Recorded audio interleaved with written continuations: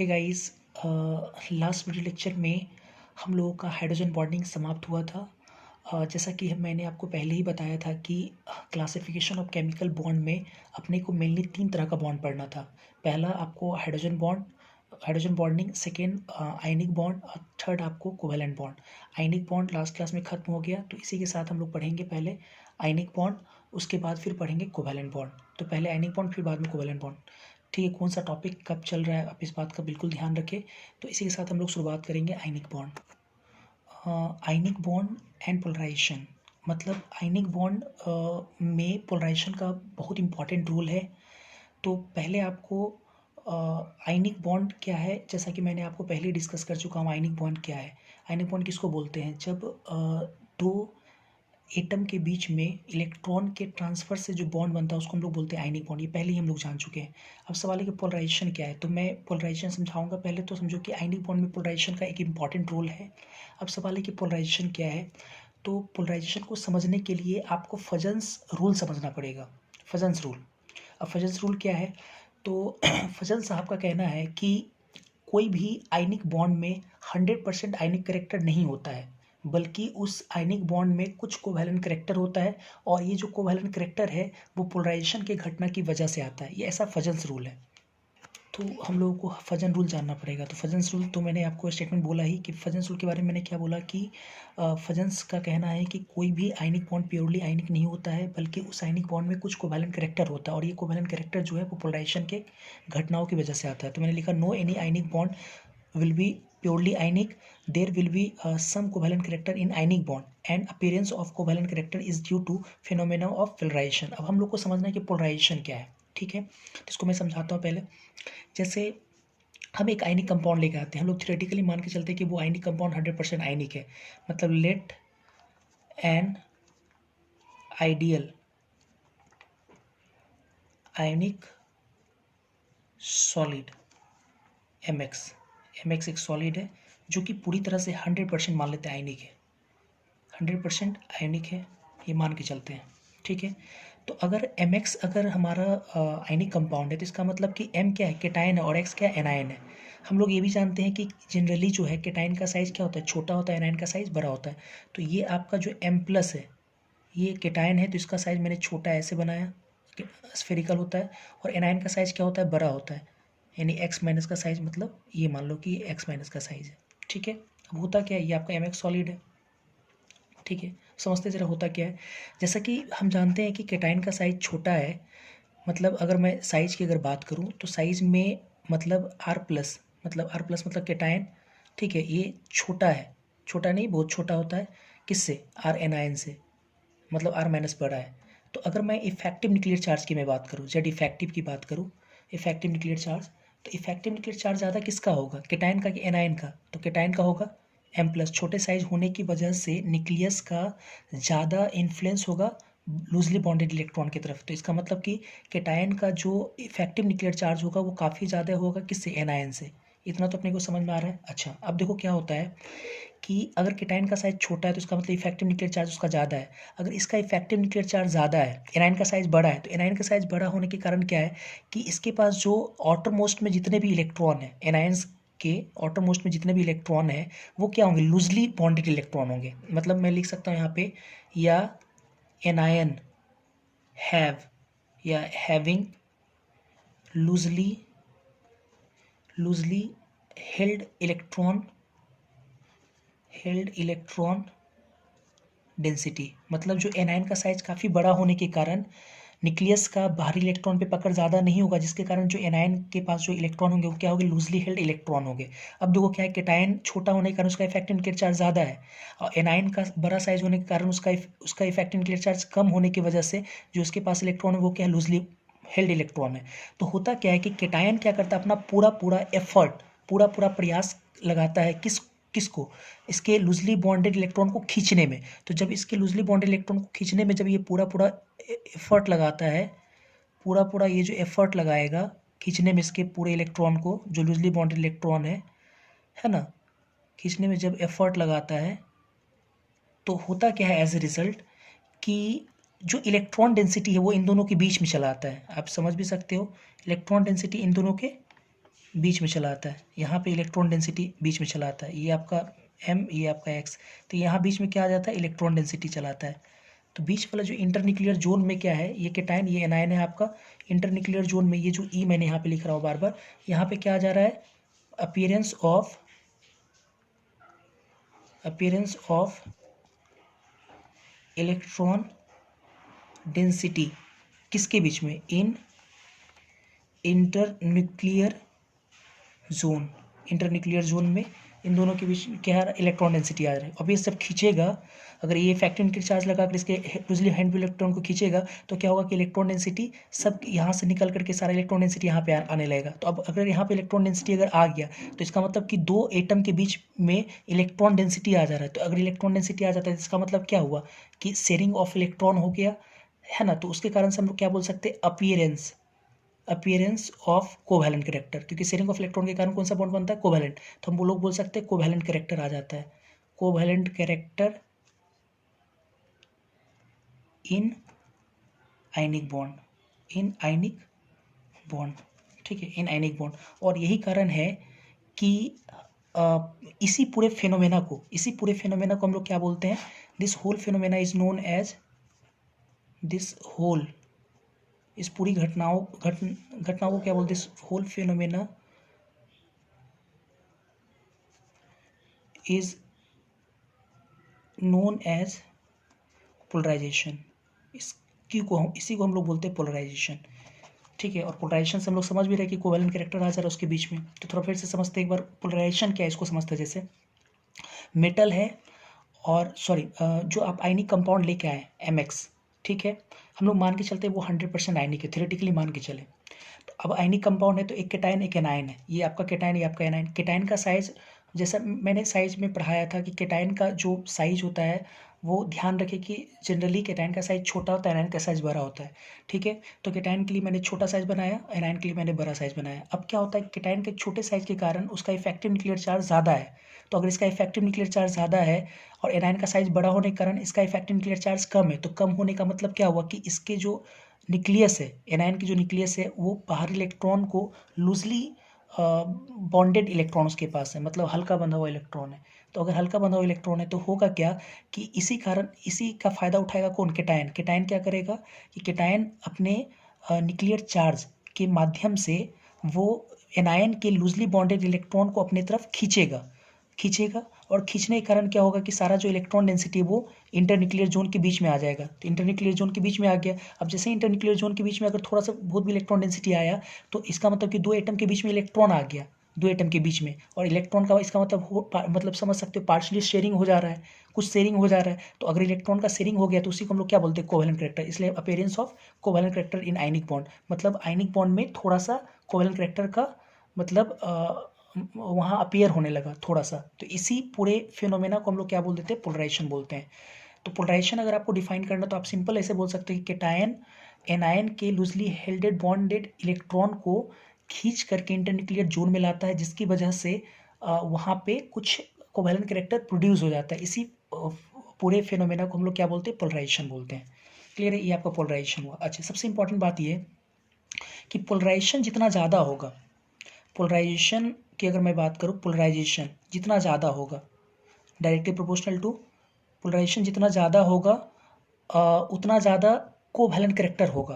Polarisation directly proportional to covalent character मतलब जितना, और मान लो केटायन और भी बहुत छोटा होता तो छोटा होता और एनायन का साइज और भी बड़ा होता, ज़्यादा से ज़्यादा इलेक्ट्रॉन डेंसिटी बीच में आता, ज़्यादा से ज़्यादा कोवैलेंट कैरेक्टर वहाँ पे प्रोड्यूस होता। इसका तो polarization directly proportional to covalent character, और polarization inversely proportional to ionic character, मतलब पोलराइजेशन जितना कम होगा आयनिक कैरेक्टर उतना ही ज़्यादा रहेगा। आयनिक कैरेक्टर मतलब कोवैलेंट कैरेक्टर, आयनिक कैरेक्टर मतलब परसेंटेज कोवैलेंट कैरेक्टर और परसेंटेज आयनिक कैरेक्टर एक दूसरे का इन्वर्सली प्रोपोर्शनल होगा, ऐसे भी आप समझ सकते हो। ठीक है, ये पॉइंट आप ध्यान रखें। चलिए अब आते हैं इसके एप्लीकेशंस पे। एप्लीकेशन से पहले मैं आपको एक चीज़ और दिखाता हूँ कि पोलराइजेशन में दो चीज़ का इन्वॉल्वमेंट है। पोलराइजेशन में दो चीज़ों का इन्वॉल्वमेंट है, एक केटायन और एक एनायन। मतलब केटायन का एफर्ट, मतलब एफर्ट ऑफ केटायन,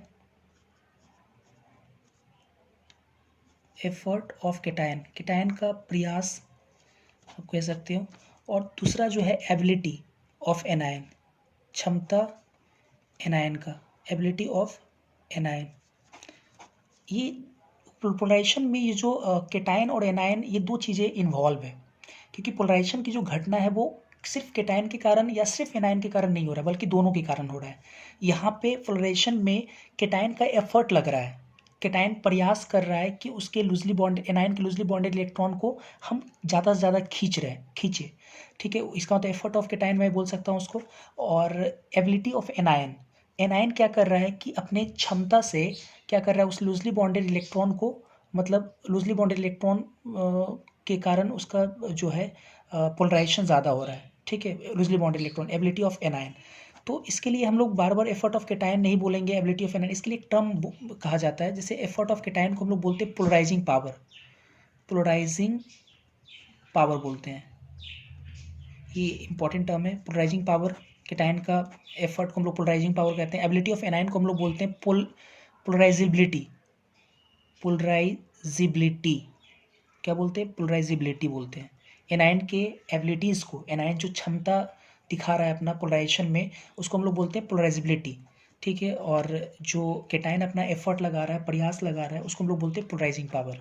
क्लियर है यहाँ तक? ये ध्यान रखिए, पोलराइजिंग पावर क्या है, सिंपल है, पोलराइजेशन में जो केटायन का एफर्ट है उसको हम लोग बोलते हैं पोलराइजिंग पावर। पोलराइजिबिलिटी क्या है, तो एनायन का जो बोल सकते हैं एबिलिटीज़ है, जो क्षमता है एनायन का, उसको हम लोग बोलते हैं पोलराइजिबिलिटी। अब आते हैं हम लोग इसके फैक्ट्स एंड एप्लीकेशन पे। तो facts and application in polarisation, polarisation. देखो एक चीज़ और मैं बता देता हूँ इसमें कि पोलराइजेशन पर अगर आपको कमांड करना है, पोलराइजेशन अगर अच्छे समझना है, तो आपको साइज़ जो मैंने आपको पढ़ाया था, साइज़ जो पैरामीटर्स पढ़ाया था मैंने आपको, उस साइज़ पे आपको कमांड करना होगा। आप पीरियड टेबल में एक बार जो साइज़ मैंने पढ़ाया उसको आप एक बार थोड़ा आप क्या करना उसको कि मतलब रिवाइज़ कर लेना, ठीक है। एक दो बार अगर रिकैप कर लेते हो तो उससे क्या रहेगा कि आपको पोलराइजेशन में पकड़ बना रहेगा, ठीक है। खैर, facts and application in polarisation में आते हैं। सबसे पहला फैक्ट्स एंड एप्लीकेशन पढ़ेंगे पोलराइजिंग पावर, पोलराइजिंग पावर का facts and application. Polarising power, पहले तो आप मेरे को एक चीज़ बताओ, पोलराइजिंग पावर किसका है, ये केटायन का है ना, एफर्ट है, ये केटायन का प्रॉपर्टीज़ है, केटायन, तो केटायन के हिसाब से सब रिलेट करेंगे हम। तो पोलराइजिंग पावर पहला आपका है। अब आते हैं पोलराइजिंग पावर जो है, ऐसा कौन कौन सा फैक्टर है जो पोलराइजिंग पावर को प्रभावित कर सकता है, पोलराइजिंग पावर को। तो थोड़ा समझते हैं केटायन का जो एफर्ट है। अब अगर मैं इंटीग्रल चार्ज की बात करूँ, इंटीग्रल चार्ज, केटायन पे जो चार्ज आता है, तो इंटीग्रल चार्ज भी पोलराइजिंग पावर को अफेक्ट कर सकता है। कैसे, थोड़ा ऐसे समझते हैं। इंटीग्रल चार्ज जितना ज़्यादा होगा, चार्ज जितना ज़्यादा होगा, उसका इफेक्टिव न्यूक्लियर चार्ज उतना ही ज़्यादा होगा, क्योंकि चार्ज अगर ज़्यादा है, मतलब न्यूक्लियस का चार्ज जितना ज़्यादा रहेगा, उसका इफेक्टिव न्यूक्लियर चार्ज उतना ही ज़्यादा होगा। तो इसका मतलब कि Z प्लस, मतलब integral charge, integral charge on cation, इसलिए Z प्लस लिखें। डायरेक्टली इनवर्सली, तो directly proportional, directly proportional to integral charge on cation, directly proportional होगा। अच्छा, साइज के inversely proportional, R plus, cation के साइज के क्या होंगे, इन्वर्सली प्रोपोर्शनल होंगे, क्योंकि साइज जितना छोटा होगा, साइज जितना छोटा होगा, उसका इफेक्टिव न्यूक्लियर चार्ज उतना ही ज़्यादा होगा, ठीक है। और तीसरा, पुअर शिल्डिंग कन्फिग्रेशन के डायरेक्टली, पुअर शिल्डिंग कन्फिग्रेशन के directly proportional, poor shielding configuration के directly proportional. Poor shielding configuration किसको बोलते हैं, N-1D10 या N-2F14 कन्फिग्रेशन को हम लोग बोलते हैं पुअर शिल्डिंग कन्फिग्रेशन, ठीक है, पुअर शिल्डिंग कन्फिग्रेशन। तो सवाल ये है कि सर आप 3 फैक्टर पढ़ाए हैं, तो हम लोग किस फैक्टर से फैसला करेंगे, कौन सा फैक्टर बड़ा है। तो मैंने आपको कितना बार समझाया भी होगा कि पुअर शिल्डिंग कन्फिग्रेशन सबसे बड़ा फैक्टर होता है।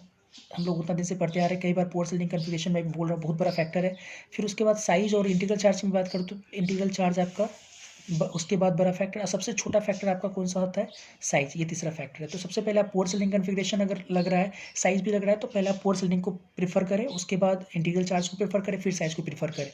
तो ये आपका हुआ पोलराइजिंग पावर के ये 3 हमने आपको फैक्टर्स पढ़ाए। अब आते हैं इस पर कुछ एग्जाम्पल्स करते हैं। जैसे हमने लिया, जैसे अगर मान लो फर्स्ट ग्रुप का कैटायन लेते हैं, मतलब lithium plus, sodium plus, potassium plus, rubidium plus और सीजियम प्लस। और इसमें अगर पूछा जाए कि पोलराइजिंग पावर कहाँ से किधर बढ़ेगा, तो पहला तो फैक्टर शिल्डिंग, तो इसमें शिल्डिंग वगैरह तुम लोग देखेंगे नहीं। सेकंड आपका इंटीग्रल चार्ज, आप इंटीग्रल चार्ज देखो सब में +1 एक यूनिट का है। तीसरा साइज, तो साइज देखेंगे तो साइज के इन्वर्सली, इसका मतलब नीचे से ऊपर जाने पे साइज क्या हो रहा है, डिक्रीजेज, साइज डिक्रीजेज, साइज घटेगा, इसका मतलब कि पोलराइजिंग पावर क्या होगा, इंक्रीजेस। मैं एक चीज़ बता, फाई इंक्रीजेस। पोलराइजिंग पावर को हम लोग फाई से रिप्रेजेंट करते हैं, फाई, साई नहीं फाई, फाई से रिप्रेजेंट करते हैं। तो फाई इंक्रीजेस मतलब पोलराइजिंग पावर इंक्रीजेस। फिर और भी एग्जांपल, जैसे अगर मैंने सेकंड ए ग्रुप का लिया, बेरिलियम पे double plus, magnesium double plus, calcium double plus, strontium double plus, barium double plus. तो ऑब्वियस है, इसमें भी इंटीग्रल चार्ज सेम है, तो वो नीचे से ऊपर जाने पे साइज डिक्रीजेस, साइज घटेगा, इसका मतलब फाई इंक्रीजेस, पोलराइजिंग पावर बढ़ेगा। क्लियर है। एक तो और एग्जांपल देखता हूँ, जैसे for example lithium plus magnesium पे double plus, magnesium double plus, lithium magnesium double plus. तो अगर मैं एटॉमिक साइज की बात करूँ, एटॉमिक साइज मतलब Li और Mg में, तो आपको याद होगा atomic size R0 increases, magnesium ज़्यादा होगा।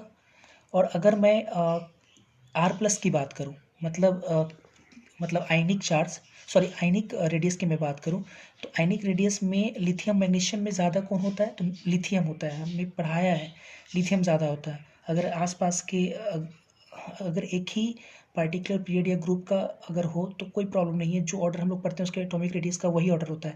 लेकिन अगर एक मतलब 2 एलिमेंट अगर एक पार्टिकुलर पीरियड या ग्रुप का नहीं हो, आजू बाजू का हो, तो हम लोग क्या देखते हैं, मतलब इंटीग्रल चार्ज से हम लोग ऐसा करते हैं कि हम लोग पढ़े थे integral charge inversely proportional to ionic radius.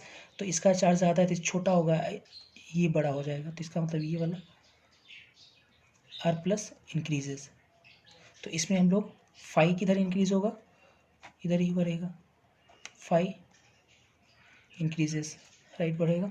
उसके बाद अच्छा यहाँ से ध्यान रखना है अपने को कि फाई जो है सबसे ज़्यादा किसका है, लिथियम और मैग्नीशियम। लिथियम प्लस का क्या है, लिथियम प्लस का फाई जो है कम है, मतलब मैग्नीशियम ज़्यादा है ना, मैग्नीशियम का डबल प्लस का ज़्यादा है। हालांकि इसका लिथियम और मैग्नीशियम डबल प्लस का जो साइज़ है वो साइज़ तकरीबन बराबर होता है, तकरीबन बराबर होता है, मैंने पढ़ाया होगा पीटी में। तो इसके यही कारण है कि इसका जो फाई वैल्यू है वो लगभग क्या है, दोनों का लगभग क्या है, बराबर है। ये ध्यान रखेंगे, कॉम्परेबल रेडियाई होने की वजह से, comparable radii and comparable polarising, comparable radii होने के कारण and comparable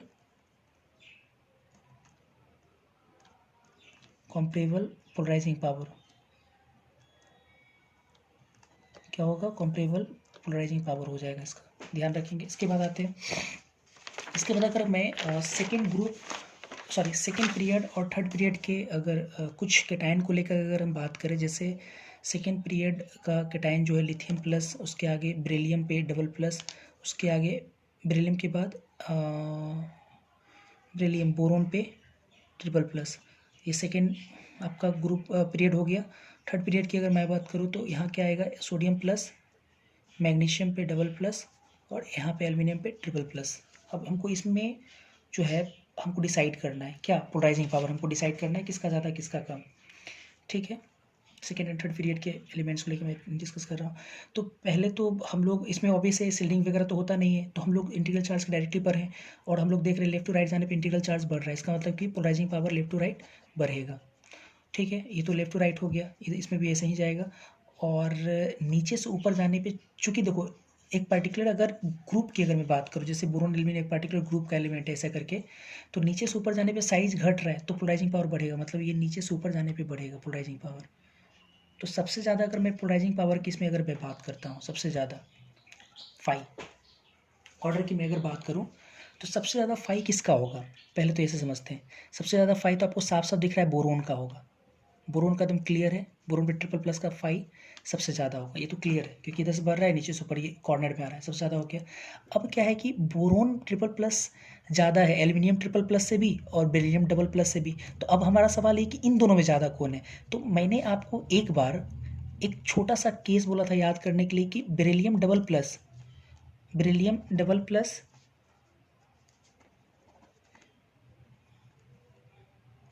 and aluminium triple plus में, अगर इन दोनों में हम साइज़ की अगर बात करें, ये मैंने आपको केस याद करने के लिए बोला था कि बेरिलियम डबल प्लस से ज़्यादा साइज होता है एल्यूमिनियम ट्रिपल प्लस का। ये केस मैंने बोला था याद करने के लिए, वेरी वेरी इंपॉर्टेंट भी। तो एल्यूमिनियम ट्रिपल प्लस का साइज़ क्या है, ज़्यादा है, बेरिलियम डबल प्लस का साइज़ क्या है, कम है। तो होने की वजह से क्या होता है कि जो आपका पोलराइजिंग पावर होगा वो बेरिलियम डबल प्लस का ज़्यादा होगा क्योंकि साइज छोटा है। तो बेरिलियम डबल प्लस, उसके बाद एल्यूमिनियम ट्रिपल प्लस, फिर इन दोनों में तो हम लोग बात किए ही थे अभी तुरंत हम लोग। अब सवाल ये कि इन दोनों में कौन, इन तीनों में तो हो गया, अब इन दोनों में तो लिथियम और मैग्नीशियम में मैग्नीशियम आता है पहले, मैग्नीशियम डबल प्लस, तब उसके बाद लिथियम पर सिंगल प्लस, फिर उसके बाद कौन आ जाएगा, सोडियम प्लस। इस प्रकार से फाई का ऑर्डर निकल जाएगा। एक चीज़ और इसमें जान लो कि बेरिलियम और एल्यूमिनियम का तकरीबन सेम होगा क्योंकि साइज कंपेरेबल है, तो इसका फाई भी लगभग सेम होगा। और अभी तुरंत हम लोग लिथियम और मैग्नीशियम भी पढ़े, लिथियम और मैग्नीशियम का भी सेम होगा। तो आप देख सकते हो कि लिथियम मैग्नीशियम का तकरीबन बराबर है, जिसके कारण इसका प्रॉपर्टीज़ भी सेम है। बेरिलियम एल्यूमिनियम का भी लगभग सेम है, जिसके कारण इसका भी प्रॉपर्टीज़ क्या है, बेरिलियम एल्यूमिनियम का सेम है। इसी को हम लोग बोलते हैं डायगोनल रिलेशनशिप, इसी को हम लोग बोलते हैं डायगोनल रिलेशनशिप। हालांकि ठीक है, ये मैं आगे देखूंगा डायगोनल रिलेशनशिप। और भी कुछ एग्जांपल करते हैं, जैसे फॉर एग्जांपल अगर मैंने लिया लिथियम पर सिंगल प्लस, कैल्शियम पे डबल प्लस, कैल्शियम पे डबल प्लस, तो इन दोनों में हमको फाई कंपेयर करना है, फाई। तो पहले तो आपको साइज लगाओ, पहले इसमें साइज तो कैसे लगाएंगे, तो देखो जैसा पहले अगर लिथियम और कैल्शियम में अगर बात करता हूँ तो लिथियम, अच्छा वो वाला जो हिसाब किताब है जो मैंने आपको समझाया था कि अगर दो एलिमेंट एक पार्टिकुलर ग्रुप या पीरियड से नहीं हो, है ना, तो उस केस में हम लोग क्या करते हैं कि जिस पर इंटीग्रल चार्ज देखते हैं, इंटीग्रल चार्ज के हिसाब से फैसला करते हैं। ठीक है, अगर आजू बाजू का हो तो आजू बाजू, तो आप देख सकते हो लिथियम के बगल में बेरिलियम, उसके नीचे मैग्नीशियम, तो अगर लिथियम मैग्नीशियम होता तो आराम से हम लोग लिथियम का साइज बड़ा हो जाएगा मैग्नीशियम डबल प्लस से। लेकिन मैग्नीशियम के नीचे कैल्शियम है, मतलब आजू बाजू वाला नहीं है, ये काफ़ी दूर में है, तो इसका मतलब कि यही आपका साइज में कौन होगा, बड़ा होगा, मतलब आर प्लस जो है कैल्शियम डबल प्लस का ज़्यादा है। तो इसके हिसाब से इसका मतलब फाई किसका ज़्यादा होगा, फाई लिथियम प्लस का ज़्यादा होगा, फाई इंक्रीजेस। काफ़ी इंपॉर्टेंट, सब ध्यान रखना है आपको। जैसे अब एक मिक्स्ड एग्जाम्पल करता हूँ, जैसे अगर मान लो हमने लिया लिथियम प्लस कुछ ज़्यादा, sodium plus, potassium plus, beryllium पे डबल प्लस, मैग्नीशियम पे डबल प्लस, कैल्शियम पे डबल प्लस और एल्युमिनियम पे ट्रिपल प्लस। तो इसको थोड़ा सा जाओ, पहले इसमें हमको कंपेयर करना है। तो लिथियम प्लस, नीचे में सोडियम प्लस, इसके नीचे पोटेशियम प्लस आएगा, ये बेरिलियम पे डबल प्लस, ये मैग्नीशियम पे डबल प्लस, और यहाँ पे आएगा कैल्शियम डबल प्लस, ये आएगा एल्युमिनियम पे ट्रिपल प्लस। सबसे ज़्यादा ऑब्वियस है, ऐसे ही पढ़े हम लोग। तो इन दो, अभी यहाँ तो कुछ है, यहाँ पे बोरोन है नहीं, एल्युमिनियम, बेरिलियम एल्युमिनियम में तुरंत हम लोग पढ़े कि एल्युमिनियम ज़्यादा, नहीं सॉरी बेरिलियम ज़्यादा ऊपर में होगा, बेरिलियम ज़्यादा, तो ये एक नंबर ये हो जाएगा और दूसरा नंबर पे एल्युमिनियम आ जाएगा इन दोनों में। अब इन दोनों में अगर देखूंगा इन दोनों में, तो इन दोनों में फिर कौन आएगा, तो मैग्नीशियम एल्युमिनियम, मैग्नीशियम आ जाएगा तुम्हारा 3 नंबर पे, फिर उसके बाद लिथियम आएगा 4 नंबर पे, ठीक है, उसके बाद कैल्शियम आएगा, अभी कैल्शियम और लिथियम हम लोग मेंशन किए थे, कैल्शियम हमारा आएगा 5 नंबर पे, ठीक है, सोडियम और इसकी बात करें तो ये सब और 6 और ये 7, क्योंकि इतना तो समझ में आता है सोडियम से ज़्यादा लिथियम का है और लिथियम भी ज़्यादा है कैल्शियम से, तो अब ये से लिथियम फिर उसके बाद कैल्शियम तब जाकर सोडियम, ऐसे करके देखिए ऐसे भी समझ सकते हो, ठीक है। तो इस प्रकार से हम लोग ऑर्डर निकाल लेंगे। और भी कुछ देख लेते हैं, जैसे अगर सिल्वर पर सिंगल प्लस, सोडियम पर सिंगल प्लस, इन दोनों में अगर बात किया जाए तो कुछ बच्चों को ये लगता है कि साइज सर इसका ज़्यादा है, साइज ज़्यादा है तो इधर फाई इंक्रीजेस, लेकिन ऐसा नहीं है। मैंने आपको बताया ये फाई आपका इधर इंक्रीज़ करेगा, क्यों, क्योंकि सिल्वर के पास 4d10 है, 4d10 पुअर सील्डिंग, और पुअर सील्डिंग सबसे बड़ा फैक्टर होता है, पुअर सील्डिंग कन्फिग्रेशन, इसके पास अवेलेबल है, इसका मतलब इसलिए फाई इधर बढ़ेगा कि डायरेक्टली प्रोपोर्शनल होता है। और देखो जरा एग्जांपल, अगर मैं लूँ कैल्शियम डबल प्लस और जिंक डबल प्लस,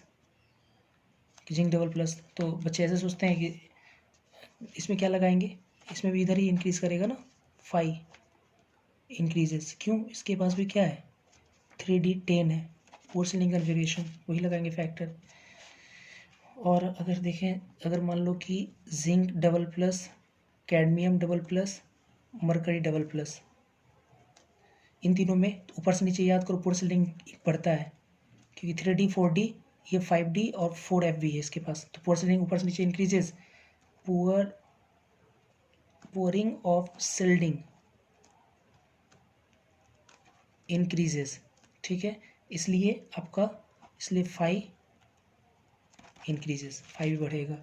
फिर और देखो जरा, अगर मान लो copper single plus, silver single plus, aurum पे सिंगल प्लस, और भी इसे ऊपर से नीचे phi increases due to poor shielding, ऊपर से नीचे आने पे सिल्डिंग पुअर होगा, उसको बढ़ेगा।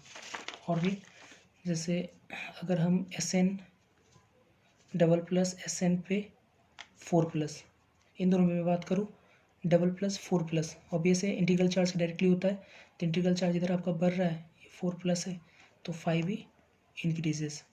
अगर मैं बात करूँ zinc double plus aluminium triple plus, तो इधर से इधर इंक्रीजेस नहीं, गलत है, 5 इंक्रीजेस नहीं, इधर से इधर इंक्रीजेस। क्यों, क्योंकि इसके पास 3D10 है, पोर्सिलिन कन्फिगरेशन, 5 इधर से इधर इंक्रीजेस।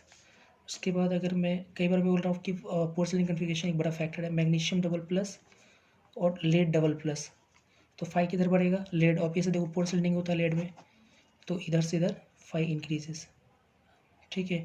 अगर मैं एग्जांपल लूँ सिल्वर प्लस और कैडमियम पे डबल प्लस, सिल्वर और कैडमियम, आपको याद होगा सिल्वर और कैडमियम आसपास का है, 47 या 48, 47 48, तो ऑब्वियस है आइसो इलेक्ट्रॉनिक है दोनों, इसमें 1 प्लस से 2 प्लस, ठीक है। खैर, तो आइसो इलेक्ट्रॉनिक इसमें 5 इधर से इधर इंक्रीजेस, हम लोग इंटीग्रल चार्ज पढ़े, अभी से इंटीग्रल चार्ज लगाते हैं इधर से इधर जाने पे, क्योंकि दोनों में सिल्डिंग तो है ही, तो इसमें हम लोग इधर से इधर जाएंगे तो इंटीग्रल चार्ज बढ़ रहा है, 5 इंक्रीजेस, ठीक है।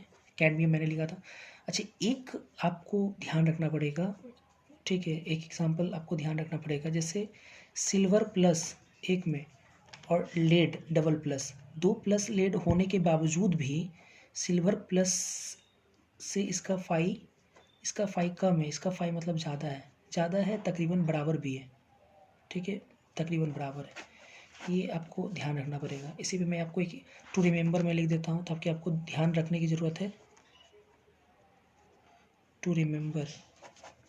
एक मैं इसका एप्लीकेशन दिखा देता हूँ, जैसे अगर क्वेश्चन आएगा silver plus cadmium double plus, Hg double plus और Pb डबल प्लस, तो अभी आप सिल्वर और ये वाला तो याद रखिए तकरीबन बराबर, अभी तुरंत सिल्वर और कैडमियम पर है, कैडमियम ज़्यादा है, कैडमियम मरकरी में, कैडमियम नीचे मरकरी आता है, तो मरकरी सबसे ज़्यादा, तो मरकरी सबसे ज़्यादा, उसके बाद कैडमियम 2 प्लस ज़्यादा, तब उसके बाद सिल्वर, और सिल्वर Pb लगभग बराबर है, तब Pb डबल प्लस ज़्यादा आएगा। ये इस तरह से केटायन का हम लोग क्या पढ़ लिए, पोलराइजिंग पावर पढ़ लिए। अब आते हैं पोलराइजेबिलिटी पे। सेकेंड हम लोग फ्रैक्शनल एप्लीकेशन पे आते हैं। पोलराइजेबिलिटी ये किसका है, एनायन का एबिलिटीज़ होता है, इसका कोई रिप्रेजेंटेशन नहीं है, जैसे पोलराइजिंग पावर को हम लोग 5 से रिप्रेजेंट करते थे, लेकिन इसका कोई रिप्रेजेंटेशन नहीं है। अब इसमें आते हैं इसके फैक्टर्स में, तो अगर इसमें हम लोग बात करें पहले integral charge Z minus, directly inversely directly, क्योंकि इंटीग्रल चार्ज जितना ज़्यादा होगा उसके कारण इसका साइज उतना ही ज़्यादा, क्योंकि एनायन का जो एबिलिटीज़ है उसमें एनायन के साइज को बड़ा होना पड़ेगा, क्योंकि जितना बड़ा साइज होगा उसके कारण उसके पास उतने ही ज़्यादा लूजली बॉन्डेड इलेक्ट्रॉन होंगे, और जितना ज़्यादा लूजली बॉन्डेड इलेक्ट्रॉन होगा केटायन उस लूजली बॉन्डेड इलेक्ट्रॉन को इंटरन्यूक्लियर जोन में उतना ज़्यादा लाएगा, पोलराइजेशन उतना ज़्यादा होगा। इसका होता है Z minus integral charge on anion के डायरेक्टली प्रोपोर्शनल, और साइज के भी क्या होंगे, डायरेक्टली प्रोपोर्शनल होगा ये साइज, आर माइनस साइज़ की भी डायरेक्टली प्रोपोर्शनल, ये दोनों फैक्टर में डायरेक्टली प्रोपोर्शनल, ठीक है। इन दोनों में अगर फैसला किया जाए तो ऑब्वियस है, पहला इंटीग्रल चार्ज, फिर उसके बाद ये साइज, जिस प्रकार से वहाँ देखें। एग्जाम्पल लगाते हैं, जैसे फॉर एग्जाम्पल, जैसे अगर मान लो कि फ्लोरीन माइनस हेलोजन पर हेलाइट्स की अगर मैं बात करूँ, Cl माइनस, Br माइनस और I माइनस, साइज ऊपर से नीचे आने पे साइज इंक्रीजेज। इंटीग्रल चार्ज क्यों नहीं थे, क्योंकि सब में -1 का चार्ज है। साइज इंक्रीजेज तो पोलराइजेबिलिटी इंक्रीजेज। एक चीज़ ध्यान रखो, पोलराइजिंग पावर बढ़े चाहे पोलराइजेबिलिटी बढ़े, दोनों बढ़ने से पोलराइजेशन ज़्यादा होगा, ये भी ध्यान रखना है, इंक्रीजेज, ठीक है। और मैं अगर एग्जांपल की बात करूँ, जैसे O पे डबल माइनस, ठीक है, इसको हम लोग बोलते हैं ऑक्साइड वाला में ओर फॉर्मिंग, मतलब कि चाल्कोजेंस में sulphur double minus, selenium double minus, tellurium double minus, तो ऊपर से नीचे आने पे साइज इंक्रीजेस, तो साइज अगर बढ़ेगा तो पोलराइजेबिलिटी इंक्रीजेस, पोलराइजेबिलिटी बढ़ेगा। जैसे अगर मैं कुछ एग्जांपल और लेता, जैसे अगर मैंने लिया C पे 4 माइनस, N पे ट्रिपल माइनस, O पे डबल माइनस और F पे सिंगल माइनस, सेकेंड पीरियड में मैंने लिया, तो इसमें कौन किधर होगा, पोलराइजेबिलिटी किधर बढ़ेगा, इंटीग्रल चार्ज डायरेक्टली होता है, इसका मतलब ये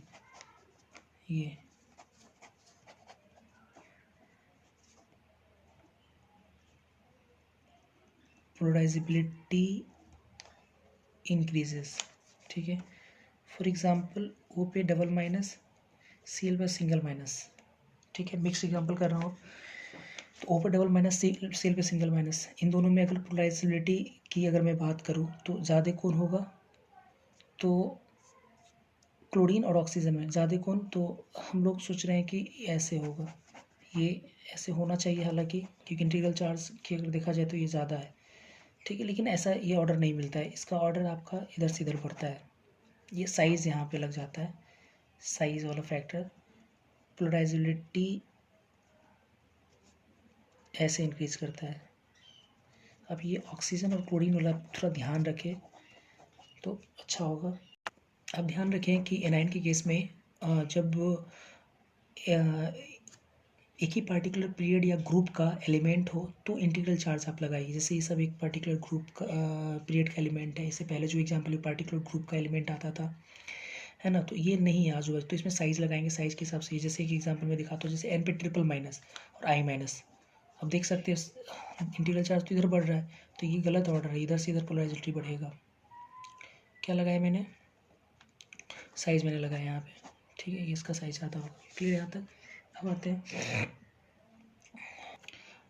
थर्ड फैक्ट्स एंड एप्लीकेशन पे आते हैं। तीसरा फैक्ट्स एंड एप्लीकेशन है lattice energy of ionic compound, मतलब पोलराइजेशन की वजह से लैटिस एनर्जी पर क्या असर पड़ता है, इसकी मैं बात करता हूँ। अब देखो जरा, पोलराइजेशन की वजह से लैटिस एनर्जी पर क्या असर पड़ता है, अगर इसकी मैं बात करूँ, इस पर हमको डिसाइड करना है, तो दो ही चीज़ें हो सकता है, या तो पोलराइजेशन की वजह से लैटिस एनर्जी बढ़ेगा या तो लैटिस एनर्जी घटेगा। तो मैं आपके सामने दो स्टेटमेंट बनाता हूँ आपके लिए, मतलब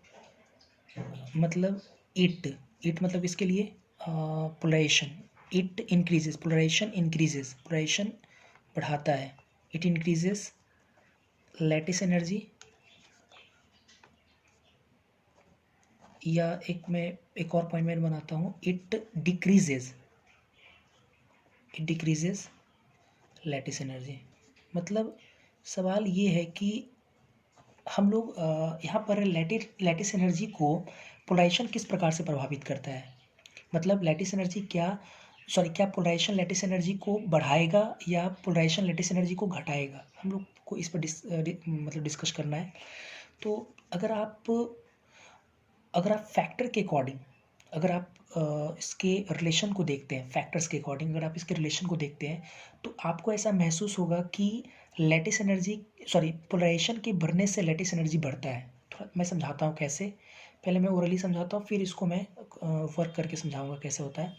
जैसे हम लोग लैटिस एनर्जी में पढ़े थे, कभी पढ़े होंगे लैटिस एनर्जी के बारे में पढ़े थे कि लैटिस एनर्जी अगर चेक करना हमको किसका लैटिस एनर्जी ज़्यादा होगा यानी कंपाउंड में, तो साइज के इन्वर्सली प्रोपोर्शनल और इंटीग्रल चार्ज के डायरेक्टली प्रोपोर्शनल, ये पढ़े थे फैक्टर कभी हम लोग। क्योंकि साइज लैटिस एनर्जी क्या होता था, बांधने वाला फोर्स होता था, याद करो। तो कैटायन का साइज जितना छोटा होगा है ना, तो एक दूसरे को काफ़ी ज़्यादा बांधेगा। क्यों? क्योंकि कैटायन का साइज छोटा होने से इफेक्ट इनके चार्ज ज़्यादा होगा, बांधेगा एक दूसरे को ज़्यादा। और इफेक्ट और दूसरा इंटीग्रल चार्ज जितना ज़्यादा होगा, nuclear charge effective nuclear charge उतना ज़्यादा होगा, इसलिए दूसरे को बांधेगा। और लैटिस एनर्जी कहीं ना कहीं बांधने वाला फोर्स होता था। अब बच्चों को ये लगता है कि सर जो हम लोग अभी पढ़ रहे हैं मतलब पोलराइजेशन, उसमें भी तो यही फैक्टर है। पोलराइजिंग जो पावर है वो साइज के इन्वर्सली प्रोपोर्शनल होता है और इंटीग्रल चार्ज के डायरेक्टली प्रोपोर्शनल होता है। मतलब जितना ज़्यादा पोलराइजिंग पावर उतना ज़्यादा पोलराइजेशन। अब पोलराइजिंग पावर के लिए भी जो कंडीशन है वही कंडीशन हमारा लैटिस एनर्जी के लिए भी है। तो इसका मतलब कि एक दूसरे के डायरेक्टली प्रोपोर्शनल होगा, तो इट इंक्रीजेज लैटिस एनर्जी, जबकि ऐसा नहीं है। मतलब पोलराइजेशन बढ़ने से लैटिस एनर्जी नहीं बढ़ता है, ये होता है, घटता है। अब इसको मैं थोड़ा सा मैथमेटिकली समझाता हूँ कैसे। जैसे पोलराइजेशन जो फिनोमेना है, इस पोलराइजेशन के लिए जिम्मेदार कौन है? पोलराइजिंग पावर, कैटायन एनायन दोनों जिम्मेदार हैं। तो अगर मैं कैटायन को ही लेकर मैं बात करूँ तो Z+ और R+ मतलब कैटायन। तो पोलराइजेशन ज़्यादा से ज़्यादा होने के लिए, पोलराइजेशन ज़्यादा से ज़्यादा हो तो इसको ज़्यादा से ज़्यादा होने के लिए इंटीग्रल चार्ज क्या होना पड़ेगा? ज़्यादा होना पड़ेगा। इंटीग्रल चार्ज ज़्यादा होना पड़ेगा और साइज क्या होना पड़ेगा? छोटा होना पड़ेगा। चार्ज इंटीग्रल चार्ज ज़्यादा हो, साइज छोटा हो, तो पोलराइजेशन ज़्यादा होगा। ठीक है, ये समझ में आता है अपने को, पोलराइजेशन ज़्यादा होगा।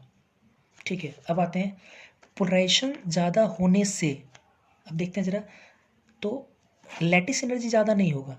अब देखिए ज़रा कैसे, अगर आप सोच रहे हो, क्योंकि आपको लगता है कि अगर इंटीग्रल चार्ज ज़्यादा होगा साइज कम होगा, तो लैटिस एनर्जी भी U0 क्या होगा? ज़्यादा होगा। क्यों? क्योंकि हम लोग कहीं ना कहीं लैटिस एनर्जी हम लोग पढ़े थे, U0 directly proportional to Z+ और E0 inversely proportional to R+, ये हम लोग कहीं ना कहीं पढ़े हैं। तो इस आधार पे आपको लग रहा है कि सर जैसे R+ हम बढ़ा रहे हैं, ये बढ़ा रहे हैं, तो पोलराइजेशन बढ़ा, उसी प्रकार से लैटिस एनर्जी भी बढ़ा, तो एक दूसरे के डायरेक्टली प्रोपोर्शनल होना चाहिए, जबकि ऐसा सही नहीं है, गलत है। इस पोलराइजेशन बढ़ने से लैटिस एनर्जी बढ़ेगा, ये गलत है। समझते हैं कैसे? क्योंकि देखो अब एक चीज़ समझते हैं कि पोलराइजेशन के बढ़ने से दो चीज़ें हो सकता है। पहले तो ऐसे समझते हैं पोलराइजेशन बढ़ने से हम लोग देखें क्या लैटिस एनर्जी बढ़ता है, क्योंकि फैक्टर के अकॉर्डिंग हम लोग मैथमेटिकली अगर देख रहे हैं तो लैटिस एनर्जी बढ़ता है। अब थोड़ा सा आते कॉन्सेप्ट पे कि पोलराइजेशन के बढ़ने से कोवैलेंट कैरेक्टर बढ़ता है। पोलराइजेशन घटना की वजह से कोवैलेंट कैरेक्टर क्या होता है? बढ़ता है। कोवैलेंट कैरेक्टर बढ़ता है। तो अगर कोवैलेंट कैरेक्टर बढ़ेगा तो कोवैलेंट कैरेक्टर बढ़ने से आयनिक कैरेक्टर क्या होगा? ओवरऑल परसेंटेज आयनिक कैरेक्टर क्या होगा? परसेंटेज आयनिक कैरेक्टर घटेगा। और जहाँ परसेंटेज आयनिक कैरेक्टर घट गया तो इसका मतलब लैटिस एनर्जी क्या होगा? लैटिस एनर्जी घट जाएगा। मतलब U0 क्या हो रहा है? U0 घट रहा है, यही एक्चुअल सही है। U0 घटेगा, U0 घटेगा। क्योंकि देखो दोस्त एक चीज़ और बताते हैं, जब हम लोग पीरियडिक टेबल वगैरह पढ़े थे तो उसमें कई जगह पे हम लोग लैटिस एनर्जी के बारे में जब पढ़ते थे तो कई जगह पे एक्सेप्शंस देखने को मिलते थे, कई जगह पे ऑर्डर कभी पलट जाता था। तो ये सब जो ऑर्डर जो भी इरेगुलर होता था वो कहीं ना कहीं हम लोग पोलराइजेशन की फिनोमेना नहीं पढ़े थे। इसी कारण हम लोग का वो सॉल्युबिलिटी वाला एरिया भी थोड़ा सा मतलब काफ़ी ज़्यादा बोल सकते हैं कि एक्सेप्शनल हो जाता था, क्योंकि पोलराइजेशन का आइडिया हम लोग हमारे पास नहीं था। अब ये धीरे धीरे करके दूर होगा आपका, अगर आप केमिकल बॉन्डिंग बहुत अच्छे से पढ़ते हो आपको सब कुछ इजीली समझ में आएगा। तो देखो लैटिस एनर्जी क्या होगा? घटेगा। क्योंकि अब ऐसे समझते हैं आयनिक कैरेक्टर घटेगा, कोवैलेंट कैरेक्टर अगर आ जाएगा बीच में पोलराइजेशन की वजह से तो इसका मतलब आयनिक कैरेक्टर घट गया, और आयनिक कैरेक्टर घट गया तो लैटिस एनर्जी भी घट जाएगा। क्यों? क्योंकि लैटिस एनर्जी कहीं ना कहीं बांधने वाला फोर्स होता है। कई बार मैंने आपको बोला है lattice energy just binding force है, just like a binding force, बांधने वाला फोर्स। अगर वो उसको अगर दो आयन को बांधता है, टाइटली बांधता है, ठीक है, तो उसको हम लोग बोलते हैं लैटिस एनर्जी। तो अगर आयनिक कैरेक्टर ही घट गया इसका मतलब कि दो आयन एक दूसरे से टाइटली नहीं बंधा हुआ, इसका मतलब लैटिस एनर्जी उसका क्या है? कम हो गया। तो इसका मतलब कि हम लोग पोलराइजेशन समझ सकते हैं, polarisation inversely proportional to lattice energy आप बोल सकते हैं, लैटिस एनर्जी ये आप बोल सकते हैं। इसमें कुछ एग्जांपल कराता हूँ मैं। जैसे अगर मैं एक एग्जांपल इसमें करा देता हूँ, जैसे मान लो कि Na2 sodium oxide, magnesium oxide और एल्युमिनियम ऑक्साइड, ये Al2O3, ठीक है। इसमें ऑब्वियस है सबका एनायन तो सेम है, cation A+1 E+2 E+3, integral charge directly, इसका तो पोलराइजिंग पावर इधर पड़ेगा, पोलराइजेशन बढ़ेगा। तो इधर से हम लोग से क्या सीखे, पोलराइजेशन बढ़ेगा, पोलराइजेशन इंक्रीजेस, पोलराइजेशन बढ़ेगा। पोलराइजेशन बढ़ने से लैटिस एनर्जी क्या होगा, घटेगा। मतलब यू नॉट जो आप सोच रहे थे कि बढ़ेगा, यू नॉट नहीं बढ़ेगा, बल्कि यू नॉट क्या होगा, U naught increases, sorry decreases, decreases due to polarisation, polarisation की वजह से घटेगा, मतलब इधर बढ़ेगा। क्लियर यहाँ तक? अच्छा, ये तीसरा फैक्टर हो गया। चौथे फैक्टर पे हम लोग आते हैं। फोर्थ फैक्टर हमारा है कोवैलेंट कैरेक्टर, हम लोग पढ़ेंगे अब। Covalent character in ionic compound, ionic compound में कोवैलेंट कैरेक्टर की मात्रा कितना है, आयनिक कैरेक्टर, सॉरी आयनिक सॉलिड या बॉन्ड, आयनिक बॉन्ड में कोवैलेंट कैरेक्टर का परसेंटेज क्या है, मतलब किस आयनिक बॉन्ड में कोवैलेंट कैरेक्टर कितना है, ज़्यादा है, कम है, ये सब के बारे में हम लोग जानेंगे। एग्जाम्पल लेते हैं ज़रा। फॉर एग्जाम्पल जैसे हमने लिया फर्स्ट ग्रुप का क्लोराइड लेते हैं। फर्स्ट ग्रुप मतलब लिथियम से, lithium chloride, sodium chloride, potassium chloride, उसके बाद आपका है रुबिडियम क्लोराइड, सीजियम क्लोराइड, ठीक है। इसमें हमको पता करना है कि कौन सा आयनिक बॉन्ड में कोवैलेंट कैरेक्टर का जो मात्रा है वो क्या है। तो जैसा कि हम लोग जानते हैं, चलिए आते हैं, इसमें सब में एनायन सेम है, Cl minus Cl minus Cl minus सब में सेम है, ठीक है। एनायन को हटाओ, कैटायन में देखते हैं जरा। कैटायन जैसा कि हम जानते हैं कि lithium, sodium, potassium, rubidium, caesium, ठीक है। एनायन तो सबका सेम है, तो कैटायन में lithium plus, sodium plus, potassium plus, rubidium plus, caesium plus. तो नीचे से अगर ऊपर जाते हैं तो क्या होता है कि छोड़ो पहले ऊपर से नीचे देखते हैं। ऊपर से नीचे आने पर साइज पर क्या असर पड़ेगा, साइज इंक्रीजेस, साइज बढ़ेगा। साइज बढ़ने से, क्योंकि हमको कोवैलेंट कैरेक्टर चेक करना है, तो कोवैलेंट कैरेक्टर कैसे चेक करेंगे, पोलराइजेशन से। तो पोलराइजेशन समझने की, पोलराइजेशन ज़्यादा है कम है, तो ये तो साइज से डिसाइड होगा यहाँ पे, इसलिए साइज मैंने चेक कर लिया। तो ऊपर से नीचे आने पर साइज बढ़ेगा, साइज के बढ़ने से पोलराइजेशन क्या होगा, घटेगा। पोलराइजेशन क्या होगा, डिक्रीजेस, क्योंकि इन्वर्सली प्रोपोर्शनल था, है ना। पोलराइजेशन डिक्रीजेस, पोलराइजेशन ऊपर से नीचे जाने पे अगर डिक्रीज कर रहा है तो आयोनिक कैरेक्टर क्या होगा, आयोनिक कैरेक्टर इंक्रीजेस। मतलब ये हुआ कि ऊपर से नीचे आने पे आयोनिक कैरेक्टर बढ़ेगा, जिसका मतलब नीचे से ऊपर जाने पे कोवैलेंट कैरेक्टर क्या होगा, बढ़ेगा। नीचे से ऊपर जाने पे कोवैलेंट कैरेक्टर इंक्रीजेस, ऊपर से नीचे आयनिक कैरेक्टर इंक्रीजेस, मतलब सबसे ज़्यादा मोस्ट आयनिक ये होगा, है ना, इसमें मोस्ट आयनिक ये होगा और ये कम होगा, इसका तो ये कोवैलेंट। और ये भी जान लो कि हम लोग कभी पढ़े थे, हम तो वहाँ पे एक्सेप्शनली आपको समझाए थे, अब तो समझ में आया कोवैलेंट कैरेक्टर इसमें ज़्यादा है, और ज़्यादा इतना ज़्यादा हो गया कि इसको हम लोग बोल सकते हैं कि प्रीडोमिनेंटली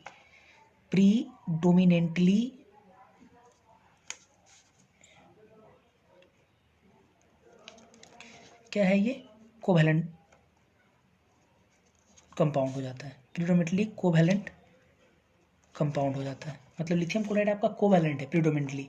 तो लिथियम क्लोराइड अगर कोवैलेंट है, अब देखो यहाँ से थोड़ा समझे, लिथियम क्लोराइड आयनिक नहीं है, क्या है ये, कोवैलेंट है। और कोवैलेंट कंपाउंड कैसा होता है, मॉलिक्यूलर सॉलिड होता है, कोवैलेंट है ये। तो इसका मतलब कोवैलेंट अगर है तो इसको हम लोग कैसे लिख सकते हैं, lithium single bond Cl, lithium single bond Cl, और इन दोनों के बीच में, है ना, वंडरवाल फोर्स ऑफ इंट्रैक्शन काम करेगा। हालांकि आप समझ सकते हो, खींचेगा, डाइपोल डाइपोल इंट्रैक्शन होगा, डेल्टा माइनस ये डेल्टा प्लस, ये डेल्टा प्लस ये डेल्टा माइनस, तो वंडरवाल फोर्स है आपका यहाँ पे, है ना, इस प्रकार से। आयनिक नहीं है, इसको हम लोग ऐसे नहीं तोड़ सकते हैं, लिथियम पे सिंगल प्लस अब प्लस Cl माइनस, ये तोड़ना गलत है क्योंकि आयनिक नहीं है।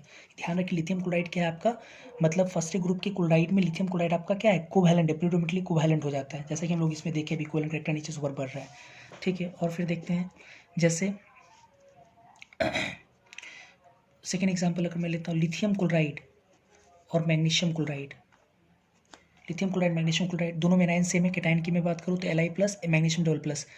तो इसमें पोलराइजेशन अब हम लोग पढ़े हैं, पोलराइजेशन मैग्नीशियम में ज़्यादा है, पोलराइजेशन ज़्यादा है कि 5 इंक्रीजेस, मतलब पोलराइजेशन बढ़ेगा, पोलराइजेशन बढ़ने से कोवैलेंट कैरेक्टर बढ़ेगा।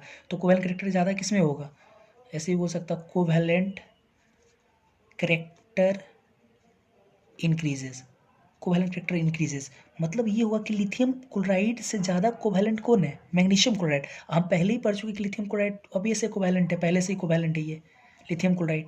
तो लिथियम क्लोराइड अगर पहले से कोवैलेंट है, इसका मतलब मैग्नीशियम क्लोराइड तो और भी पक्के से कोवैलेंट होगा, क्योंकि इसमें इससे भी ज़्यादा कोवैलेंट कैरेक्टर इसमें ज़्यादा है। तो इसका मतलब कि मैग्नीशियम क्लोराइड भी प्रीडोमिनेंटली क्या होगा, कोवैलेंट कंपाउंड। एक बार मैं, हाँ ठीक है, वो क्या बोलते हैं उसको, ठीक है, प्रीडोमिनेंटली कोवैलेंट है। फिर एग्जांपल देखते हैं, जैसे हम लोग अगर मान लो सेकेंड ग्रुप का अगर क्लोराइड लूँ, बेरिलियम क्लोराइड, मैग्नीशियम क्लोराइड है ना, उसके बाद अगर मैं लूँ कैल्शियम क्लोराइड, स्ट्रॉन्शियम क्लोराइड और बेरियम क्लोराइड, ठीक है, बेरियम क्लोराइड। तो हम लोग इसमें अगर हमको देखना है तो ऊपर से नीचे आयनिक कैरेक्टर, खैर अब मैं निकाल देता हूँ, क्लोराइड सब में सेम है।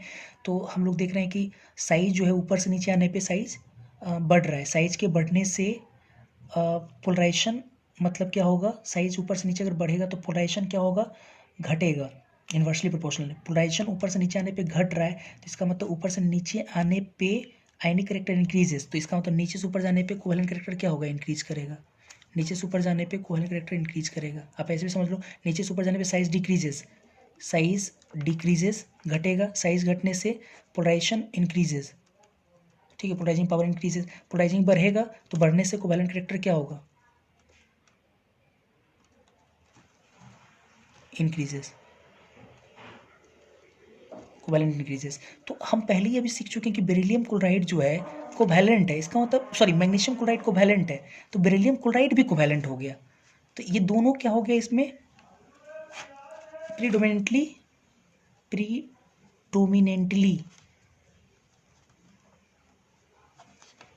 कोवैलेंट, ये प्रीडोमिनेंटली कोवैलेंट कंपाउंड हो गया आपका। तो अब इसको थोड़ा समराइज कर लेते हैं, क्योंकि अब हेलाइड बार बार हम लोग पढ़ रहे हैं, तो हम लोग एस ब्लॉक का हेलाइड में हम लोग क्या करते हैं, थोड़ा सा इसको अधिक एस ब्लॉक के हेलाइड्स को हम लोग क्या करते हैं, एक बार एक साथ देख लेते हैं कि कौन कोवैलेंट है, कौन आपका क्या है, आयनिक है। क्लियर है, तो इसको जरा देखेंगे। जैसे अगर मैं बात करूँ कि मतलब प्रीडोमिनेंटली कोवैलेंट एस ब्लॉक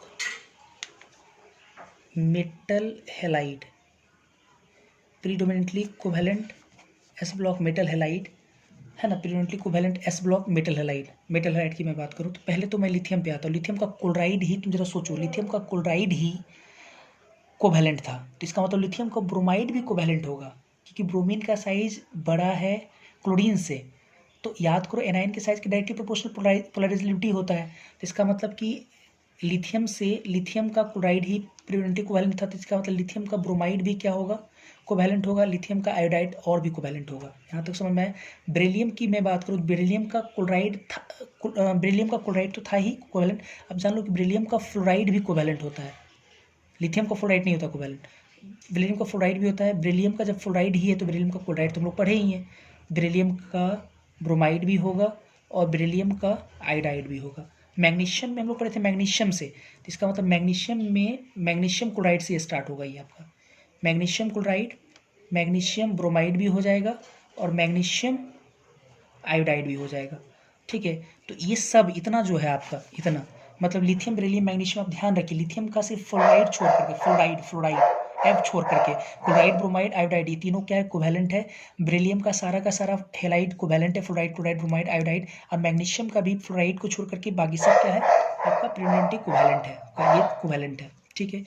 ये हम लोग एस ब्लॉक में देख लिए, इंपॉर्टेंट है, इसको थोड़ा ध्यान रखेंगे। नेक्स्ट एग्जाम्पल देखते हैं, जैसे बेरिलियम क्लोराइड, और अगर मैं एल्युमिनियम क्लोराइड की बात करूँ, थोड़ा क्लोराइड में से देख लेता हूँ। बेरिलियम क्लोराइड और एल्युमिनियम क्लोराइड की अगर मैं बात करूँ, इसमें कौन सा कोवैलेंट क्या है, इसको हमको चेक करना है। तो अगर हम देखें तो बेरिलियम एल्युमिनियम में, तो बेरिलियम और एल्यूमिनियम में, तो क्या क्लोराइन तो सब में सेम है, बेरिलियम पे इस पे डबल प्लस, इस पे ट्रिपल प्लस, इन दोनों में ज़्यादा कौन था? आपको याद होगा बेरिलियम, एल्यूमिनियम में आपका बेरिलियम ज़्यादा था, क्या साइज नहीं, वो कोवैलेंट कैरेक्टर हम लोग पीछे भी तुरंत पढ़े, सॉरी कोवैलेंट बोल रहा हूँ, पोलराइजिंग पावर, इसका ज़्यादा, इधर आपका फाइव क्या हो रहा है? इंक्रीजेस, तो इसका मतलब इधर ही आपका क्या होगा? कोवैलेंट कैरेक्टर भी इंक्रीजेस, ठीक है, कोवैलेंट कैरेक्टर इंक्रीजेस। तो बेरिलियम क्लोराइड तो ठीक है, आपका कोवैलेंट कैरेक्टर ज़्यादा है। आप ये भी जान लो कि एल्यूमिनियम का क्लोराइड भी कोवैलेंट होता है, इधर कोवैलेंट कैरेक्टर इंक्रीजेस, ये मोर कोवैलेंट होगा। अब ये भी कोवैलेंट आपका होता है, एल्यूमिनियम क्लोराइड की मैं अगर बात करूँ तो एल्यूमिनियम क्लोराइड भी कोवैलेंट है, ये भी प्रीडोमिनेंटली क्या है? अब एल्यूमिनियम क्लोराइड जब जैसे ही मैंने बोल दिया कोवैलेंट है, तो इसका मतलब कि एल्यूमिनियम क्लोराइड एल्यूमिनियम का ब्रोमाइड भी हो जाएगा, एल्यूमिनियम का आयोडाइड भी हो जाएगा क्या? कोवैलेंट। ये तीनों का तीनों क्या है? कोवैलेंट है आपका, तीनों का तीनों covalent. But aluminium fluoride AlF3 ये जो है ये आपका क्या होगा? आयनिक होगा। मतलब आप इसको ऐसे लिख सकते हो, Al पे ट्रिपल प्लस, आप प्लस क्या लिख सकते हो? 3F पर सिंगल माइनस, ये लिखना सही है, लेकिन इसको आप लोग तोड़ के आयनिक फॉर्म में लिख सकते हो। तो इसका मतलब एल्यूमिनियम में अगर बात करूँ तो एल्यूमिनियम फ्लोराइड ओनली आयनिक है, बाकी क्लोराइड, ब्रोमाइड और आयोडाइड ये सब क्या है? कोवैलेंट है, ध्यान रखेंगे। चलिए इसके बाद कुछ और एग्जाम्पल देखते हैं, जैसे बेरिलियम फ्लोराइड और एल्यूमिनियम फ्लोराइड। तो बेरिलियम का फ्लोराइड भी तो क्या था? आपका कोवैलेंट ही था। खैर, तो चलो इसमें देखते हैं, पहले कोवैलेंट की अगर बात करूँ तो इसमें अगर सवाल अगर मान लो कि दिया गया, आपसे पूछा गया कि इसमें कोवैलेंट कैरेक्टर क्या है, ज़्यादा कम, ये अगर ऑर्डर पूछा गया तो निकालते जरा। बेरिलियम एल्यूमिनियम में आप जानते हैं कि एनायन तो दोनों का सेम है, इधर आने पर क्या होगा? इधर आने पर फाइव इंक्रीजेस, ठीक है, पोलराइजिंग पावर इंक्रीजेस, तो इसका मतलब covalent character increases, covalent character increases. और यहाँ तक हम लोग जानते भी कि बेरिलियम का फ्लोराइड क्या है? कोवैलेंट है, कोवैलेंट है। और एल्यूमिनियम फ्लोराइड ये क्या है? आयनिक है, आयनिक है। ये तो हम लोग समराइज जब किए थे तो समझ ही गए थे, और नहीं तो अगर कॉन्सेप्ट लगाओ तो इस हिसाब से ही पता चलता है। जैसे अगर तो इसका ये मतलब हुआ, अगर ये कोवैलेंट है बेरिलियम का फ्लोराइड, तो आप Be पे डबल प्लस और 2F माइनस बिल्कुल ऐसा नहीं लिख सकते हो। अगर आपको लिखना है तो beryllium single bond F single bond of, ये लिखना सही है। चूँकि एल्यूमिनियम क्लोराइड आयनिक है तो हम लोग लिख सकते हैं एल्यूमिनियम Al पे triple plus plus 3F minus, ये लिखना सही होगा, ठीक है। अब जैसे मान लो कि एक क्वेश्चन लेते हैं, क्वेश्चन के तौर पर मान लो कि सवाल हमको मिला लिथियम क्लोराइड, कैल्शियम क्लोराइड, ये सबसे कंपटीशन में आता है। आप जान लो कि IEEE 2006 में पूछा हुआ सवाल है, 2006 में पूछा हुआ सवाल। लिथियम क्लोराइड और कैल्शियम क्लोराइड में हमसे पूछा जाए कि आयनिक कैरेक्टर बताइए किसमें ज़्यादा आयनिक कैरेक्टर बताइए किसमें ज़्यादा है, ठीक है। तो लिथियम और कैल्शियम में हम लोग एग्जाम्पल पढ़े हैं, लिथियम कैल्शियम में आयनिक कैरेक्टर पूछ रहा है किसमें ज़्यादा, तो ये +1 ये +2, तो लिथियम और कैल्शियम में हम लोग पढ़ें कि पोलराइजिंग पावर इधर है, ठीक है। लिथियम और कैल्शियम में पोलराइजिंग पावर इसमें ज़्यादा है, इंक्रीजेस। पोलराइजिंग पावर बढ़ने से इधर आपका क्या होगा? कोवैलेंट कैरेक्टर इंक्रीजेस, इसका मतलब इधर आयनिक कैरेक्टर इंक्रीजेस। तो हम समझ ही गए कि हम तो पढ़े भी थे एक्सेप्शनली कि लिथियम क्लोराइड कोवैलेंट होता है, और ये कैल्शियम क्लोराइड के बारे में नहीं पढ़े कोवैलेंट होता है, तो इसका तो आयनिक है। तो कैल्शियम क्लोराइड आपका क्या हो जाएगा? सही आंसर हो जाएगा, मतलब आयनिक आपका कौन हो गया? कैल्शियम क्लोराइड हो गया, ठीक है। उसके बाद क्वेश्चन अगर मान लो कि लिया गया कि magnesium chloride and lead PbCl2 which one is ionic, या आयनिक कैरेक्टर ही सब मान लीजिए पूछा गया कि आयनिक कैरेक्टर ज़्यादा किसमें होगा, आयनिक कैरेक्टर ऑर्डर बताए मैग्नीशियम क्लोराइड और Pb क्लोराइड में। तो ये मैग्नीशियम और क्लोराइड दोनों का सेम है, magnesium double plus Pb double, इसमें पुअर सेलिंग कन्फिग्रेशन है। पुअर सेलिंग कन्फिग्रेशन की वजह से फाई इधर से इधर इंक्रीज करेगा, फाई इंक्रीजेस, तो इसका मतलब कोवैलेंट कैरेक्टर इंक्रीजेस इधर से इधर डायरेक्टली प्रोपोर्शनल, इसका मतलब इधर क्या होगा? आयनिक कैरेक्टर इंक्रीजेस, तो इसका मतलब ये आपका इसमें ज़्यादा आयनिक कैरेक्टर मिलेगा। और हम लोग पहले से पढ़े कि मैग्नीशियम क्लोराइड कोवैलेंट है क्लोराइड, तो इसका मतलब कि हाँ, तो इसका मतलब ये भी कोवैलेंट हो गया, तो ये तो और भी ज़्यादा कोवैलेंट, क्योंकि आयनिक कैरेक्टर इसमें ही ज़्यादा बोल रहा है, ठीक है। इस तरह हिसाब से मैग्नीशियम क्लोराइड हो जाएगा। जैसे अगर मान लो कि एग्जाम्पल मैंने लिया, तो एग्जाम्पल और देख लेते हैं। अगर मान लो कि एग्जाम्पल हमने लिया ZnCl2 cadmium Cl2 mercury chloride. अगर ये मैंने तीनों एग्जांपल लिया तो ऊपर से नीचे आने पे shielding poor shielding configuration increases, phi increases, phi बढ़ेगा तो covalent character increases, covalent character increases.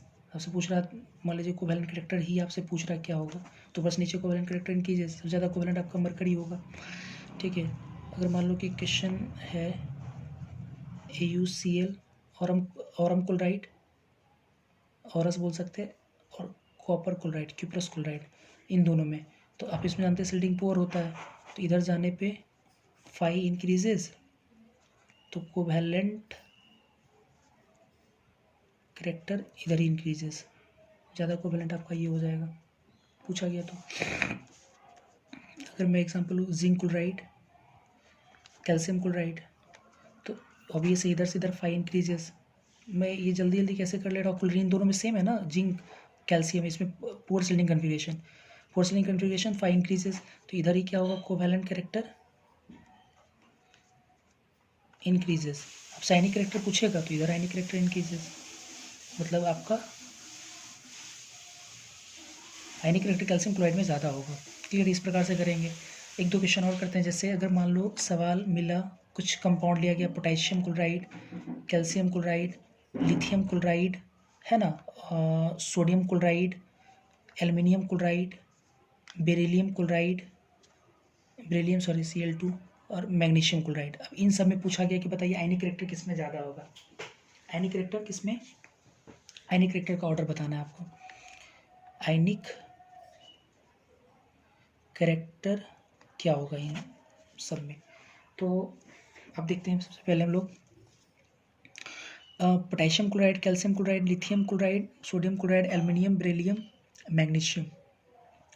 तो मेरा कहना है कि सबसे पहले आप क्या करो ऐसे सवालों में कि आप पहले उसको सजाओ, क्योंकि सब में देखो क्लोरीन है, क्लोरीन को आप हटा दो तो यहाँ लिथियम आएगा, फिर नीचे में आएगा सोडियम यहाँ पे, फिर यहाँ पे पोटेशियम, है ना, फिर उसके बाद यहाँ पे बेरिलियम आएगा, बेरिलियम डबल प्लस, यहाँ मैग्नीशियम भी आएगा डबल प्लस, यहाँ आएगा एल्युमिनियम ट्रिपल प्लस, और कैल्शियम भी है तो यहाँ आएगा कैल्शियम डबल प्लस।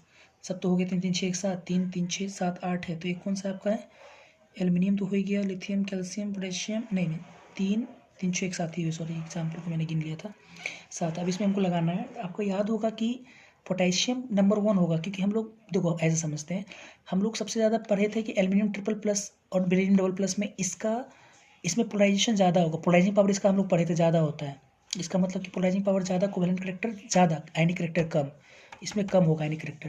तो 7 नंबर किसको मिलेगा सबसे कम, मतलब पहला नंबर नहीं, 7 नंबर सबसे कम किसको मिलेगा, बेरिलियम को, ये 7 नंबर पे आ जाएगा बेरिलियम।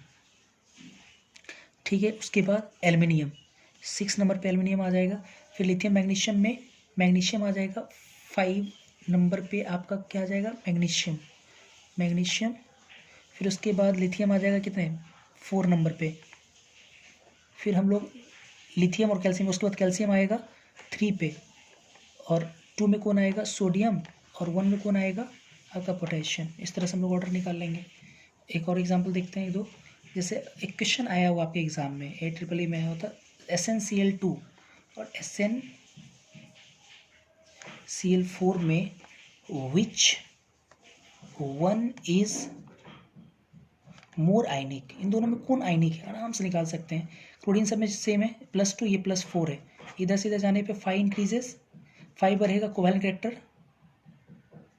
करेक्टर बढ़ेगा, इसका तो इधर से इधर जाने पे क्या होगा, आयनिक करेक्टर बढ़ेगा, आयनिक character increases.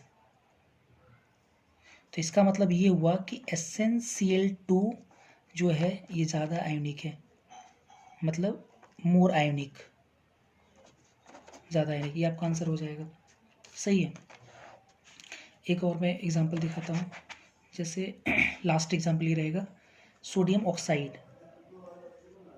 Sodium sulphide, sodium telluride, sorry selenide, और सोडियम टेलुराइड, इन चारों में अगर हमको पता करना है तो इस पर के टाइन सेम है, तो एनायन देखते हैं, एनायन ऊपर से नीचे R- इंक्रीजेस, पोलराइजेशन इंक्रीजेस, क्योंकि पोलराइजिलिटी बढ़ रहा है तो पोलराइजेशन भी बढ़ेगा, पोलराइजेशन इंक्रीजेस, तो कोवैलेंट करेक्टर क्या होगा, करेक्टर इंक्रीजेस, कोवैलेंट करेक्टर बढ़ेगा, इसका मतलब आयनिक करेक्टर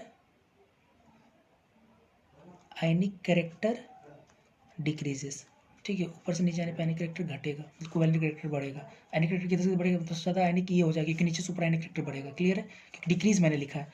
तो इस तरह से ये वाला आपका चौथा भी एप्लीकेशन जो हम लोग पढ़े ये भी खत्म हो गया। इसको प्लीज़ कंटिन्यू करें और अच्छे से पढ़ें इसको आप। मैं कुछ जो मैंने पढ़ाया उस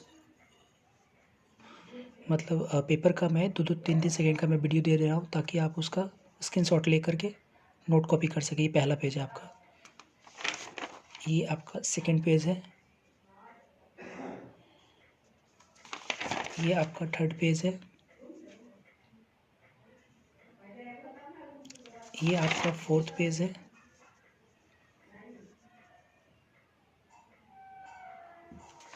ये आपका फिफ्थ पेज है, ये आपका सिक्स्थ पेज है, ये आपका सेवेंथ पेज है, और ये आपका 8वां पेज है।